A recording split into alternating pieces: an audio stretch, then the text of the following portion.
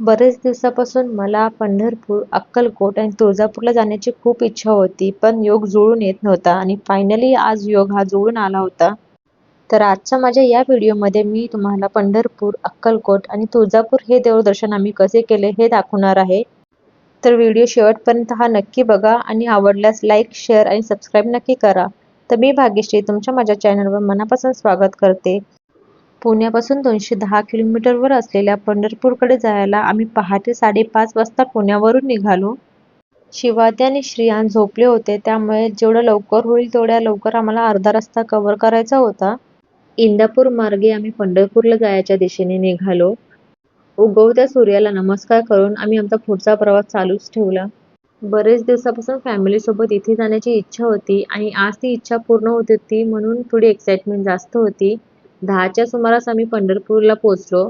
पंढरपूरच्याच पार्किंगमध्ये आम्ही गाडी पार्क केली. तोपर्यंत शिवाज्ञ आणि श्रेयांससुद्धा उठले होते, म्हणून त्यांचा पोटोबा आणि आमचा पोटोबा करायचा आधी ठरवला. तिथे पंढरपूरच्याच परिसरात असलेले एका हॉटेल शोधले आणि तिथे आम्ही नाश्ता करायला थांबलो. नाश्ता करून झाल्यावरती थेट आम्ही विठ्ठल रुक्मिणीच्या दर्शनासाठी निघालो. मंदिराच्या आवारात असे खूप सारे शॉप होते, जिथे विठ्ठल रुक्मिणीच्या मूर्त्या खूप सुंदर सुंदर होत्या आणि अगदी रिझनेबल प्राइसमध्ये मिळत होत्या. तिथे गेल्यावर चरण दर्शनाची चौकशी केल्यावरती 3 ते 4 तास चरण दर्शनाला लागतील हे समजल्यावर आम्ही पास घ्यायचे ठरवले, पण पाससाठी पण 2-2.5 तास लागणार होते. शिवाज्ञ आणि श्रेयांसोबत असल्यामुळे ते आम्हाला पॉसिबल होणार नव्हते, म्हणून आम्ही मुखदर्शन घेतले. मुखदर्शन अगदी पटकन झालं. त्याच्यानंतर बाजूलाच असलेल्या परिसरात आम्ही महादेवाचे दर्शन घेतले आणि आम्ही थेट निघालो चंद्रभागा नदीकडे. वीकडेजमध्ये आलो होतो तरी पंढरपुरात भरपूर अशी गर्दी होती. चंद्रभागा नदीचे दर्शन घेतले. त्यानंतर नदीमध्ये आम्ही सगळ्यांनी दिवे सोडले.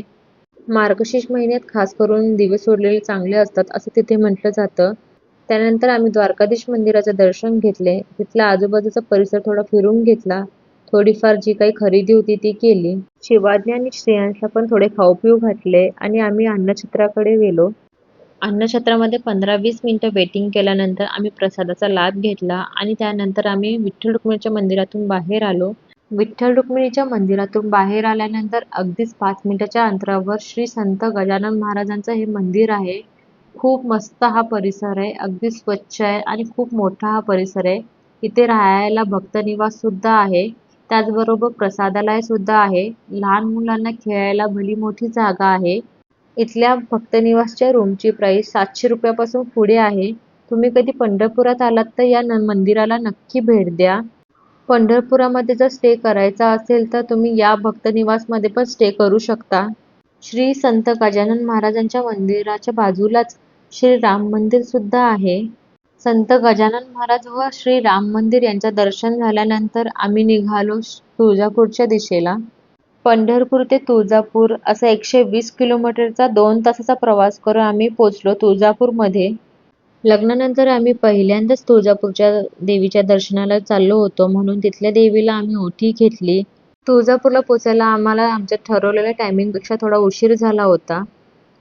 गाडीमध्ये शिवाज्ञ आणि श्रेयांशने पण छान अशी एक झोप काढली होती, त्यामुळे प्रवास अगदी व्यवस्थित झाला आणि बरोबर देवदर्शनाच्या वेळेला ते जागे झाले होते, त्यामुळे ते फ्रेश होते. मंदिराच्या आवारात आल्यानंतर तुळजाभवानी मातेचं हे बाहेरूनच मंदिर बघून अगदी मन प्रसन्न झालं. लग्नसराई चालू होती म्हणून इथे जोडप्यांची भरपूर अशी गर्दी होती. मंदिरात गेल्यावर तिथे 2 ते 2.5 तासांची मुखदर्शनाची लाईन होती, म्हणून आम्ही पास घेतला आणि देवीच्या गाभाऱ्यात जाऊन देवीला डोळे भरून पाहिले आणि देवीला नतमस्तक झालो. दर्शन झाल्यावर आम्ही बाहेर आलो आणि अशा भरपूर बायका तिथे परड्या घेऊन प्रदक्षिणा घालत होत्या. एवढ्या बायका देवीला एकत्र अशा परड्या घेऊन प्रदक्षिणा घालत होत्या हे बघून खूप छान वाटले.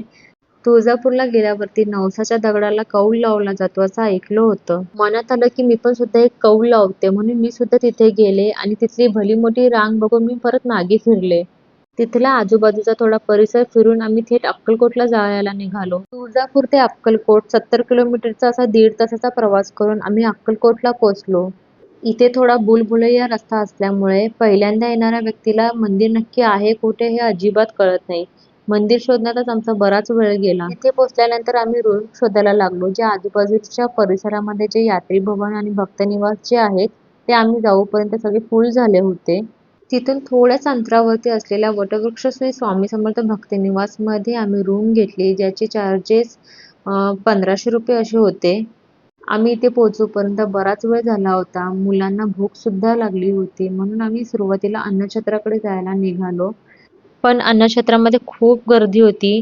आमचा नंबर येऊपर्यंत जवळजवळ 1.5 ते 2 तास लागणार होते आणि आम्ही सुद्धा सगळे खूप दमलो होतो. मुलांना एवढी वेळ भूक आवरली नसती, म्हणून तिथूनच थोडं बाहेर आलो आणि जवळच्याच एका हॉटेलमध्ये जेवलो. 180 रुपयामध्ये अगदी पोटभर अशी ही थाळी होती. पोटभर जेवलो आणि खूप थकल्यामुळे आम्हाला खूप झोप येत होती आणि आमच्या रूमवरती जाऊन आम्ही आराम केला. आता याचा पुढचा व्हिडिओ मी तुम्हाला नेक्स्ट पार्टमध्ये सांगेन. चलो तर बाय.